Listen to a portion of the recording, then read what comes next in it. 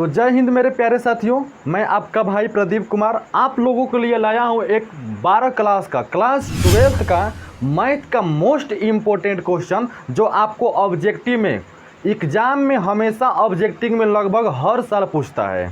ये ऐसा क्वेश्चन दिए हैं, ऐसा क्वेश्चन आपको इस वीडियो में आज बताऊंगा कि ये क्वेश्चन क्लास 12th वाले बच्चों को, क्लास 12th वाले लोगों को एग्ज़ाम में लगभग हर साल ही ऑब्जेक्टिव में पूछता है। 2016 में पूछा था, 2018 में पूछा था, 2020 में भी इसको पूछा था, यानी कि लगभग हर साल ही ज़रूर पूछता है।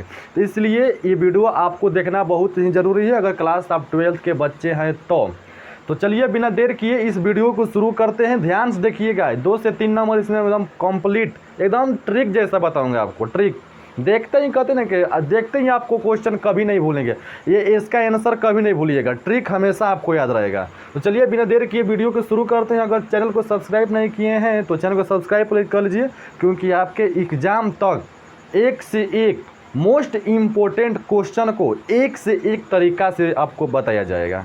तो चलिए वीडियो शुरू करते हैं। देखिए यहाँ पर दिया हुआ है कि एक्स अक्ष का दिक् को जाएं ज्ञात करें। एक्स अक्ष का दिक् को जाएं ज्ञात करें। अब देखिए कैसे इसको ज्ञात करेंगे। कितना लोग रटवाते हैं कि इसका ऐसे रट लो, रटना कुछ नहीं है, खाली आपको समझना है, कुछ करना इसमें नहीं है। देखिए कभी एक्स का पूछता है, कभी वाई का पूछता है, कभी जेड का पूछता है, यही 3 गो के पूछता है। और तीनों में कोई भी पूछेगा आप बना दीजिएगा। देखिए कैसे कहे हैं आपको कि तो एक्स को पूछेगा, कि तो वाई को पूछेगा और कि तो जेड का पूछेगा, को जाए दिक् को जाए ज्ञात करने के लिए। तो आपको हमेशा याद रखना है कि जिसका पूछेगा उसका मान 1 रखना है और जिसका नहीं पूछेगा उसको बाकी सबको 0 रखना है। जिसका पूछा है उसका 1, बाकी सभी का 0। देखिए इसमें किसका पूछा है, तो एक्स के पूछा है तो एक्स का मान रख दीजिए 1 और जो बचा सबका 0 रख दीजिए। बस यही एक्स का दिक् हो जाया हुआ 1 0 0।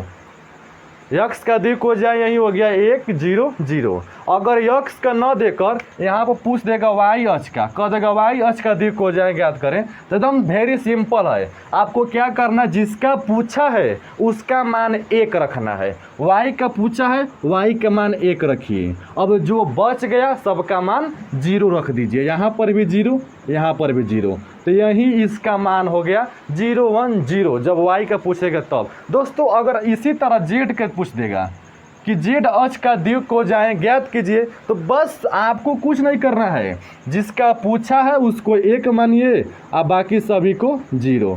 तो यही हो गया जेड का दिक् को जाए 0 0 1। तो हर साल दोस्तों इसको 1 नंबर में ऑब्जेक्टिव में डालता रहता है 12 क्लास के मैथ में, इसलिए आपको ये ध्यान देना बहुत ज़रूरी है। आशा करते हैं कि इसको अब कभी भुलाइबे नहीं करेंगे। जिसका पूछेगा दिक् को जाए, एक्स चाहे वाई चाहे जेड, जिसका पूछेगा उसका आपको 1 मानना है, बाकी सबको 0 लिख देना है। देखिए दोस्तों देखते हैं अगला और किस तरह पूछ सकता है। देखिए इस तरह भी पूछ देता है, कह देगा एक्स अक्ष का दिक् को जाए का योग ज्ञात करें, योगफल ज्ञात करने कहेगा। तो योग मतलब होता है जोड़, आपको जोड़ ज्ञात करना रहेगा। तो देखिए दोस्तों आपको इसको बता दे रहा हूँ कि एक्स के पूछे चाहे वाई के पूछे चाहे जेड के पूछे, तीनों का दिक् को जाए का योगफल जब पूछेगा तो उसका मान 1 होगा। चाहे एक्स का दिक् को जाए का योग पूछे फिर भी 1 होगा, चाहे वाई अक्ष के दिक् को जाए का योग पूछे फिर भी 1 होगा, और चाहे जेड अक्ष का दिक् को जाए का योग पूछे तभी 1 होगा। कैसे देख लीजिए वो कैसे होगा। क्या कहें आपको कि तो एक्स के पूछेगा, कि तो वाई के पूछेगा, कि तो जेड के पूछेगा। तो देखिए कहें जिसका पूछेगा उसको 1 मानना है। तो एक्स का पूछा है तो एक्स के 1 मानिए। योग मतलब जोड़ होता है, मतलब स्कूल ही को जोड़ना है। जिसका नहीं पूछा है उसका 0 रख दीजिए। अब टोटल को जोड़ेंगे तो ये कहीं ना आंसर होगा। चाहे एक्स के न देकर वाई कहीं देगा फिर भी 1 होगा आंसर, जेड का देगा फिर भी 1 होगा। यानी कि किसी का भी अगर योग पूछेगा ना तो सबका मान 1 होगा। और अगर किसी का गुणनफल पूछेगा, कह देगा एक्स अक्ष का दिक् को जाओं का गुणनफल ज्ञात करें। तो जब दोस्तों गुणनफल पूछेगा ना तो चाहे एक्स के पूछे चाहे वाई के चाहे जेड का, सबका मान 0 होता है, 0 होता है। जैसे मान लीजिए पूछ देगा एक्स अक्ष का यहाँ पर गुणनफल ज्ञात करें, कह देगा इसका गुणनफल ज्ञात करें। तो देखिए आपको क्या करना, कहे हैं कि जिसका पूछेगा उसको मानना है 1, मान लिए 1, और सभी को जीरो मान लीजिए।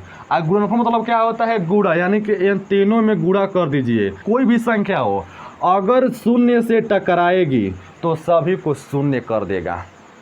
जो शून्य से टकराएगा वो शून्य हो जाएगा, यानी कि जीरो से किसी में गुणा होगा तो जीरो हो जाएगा। तो इसी पर आपको समझ जाना है दोस्तों कि x के पूछे चाहे y के पूछे चाहे z का गुणनफल पूछे तो गुणनफल हमेशा जीरो होगा। जब योगफल पूछेगा तो योगफल 1 होगा। और जब x और x चाहे y h चाहे z और h का जब दिक कोशिकाएं निकालने को कहेगा, इसका मान ज्ञात करने को कहेगा, तो आपको बता ही दिया कि जिसका पूछेगा उसका 1 मानिए, बाकी सबको शून्य। तो ये आपको मैथ में हमेशा पूछता रहता है। अगर 12th क्लास के आप एग्ज़ाम देने वाले होंगे तो आपके लिए मोस्ट इम्पोर्टेंट क्वेश्चन था। तो बस यहीं तक, मिलते हैं अगले नेक्स्ट वीडियो में। अगर क्लास आप 9, 10, 11, 12 या किसी भी क्लास के स्टूडेंट हैं तो आप इस चैनल को सब्सक्राइब कर लीजिए, क्योंकि आप सभी लोगों की वीडियो इस पर एकदम मोस्ट इम्पोर्टेंट वीडियो के द्वारा आपको तैयारी कराई जाएगी। चलिए दोस्तों, मिलते हैं नेक्स्ट वीडियो में। जय हिंद।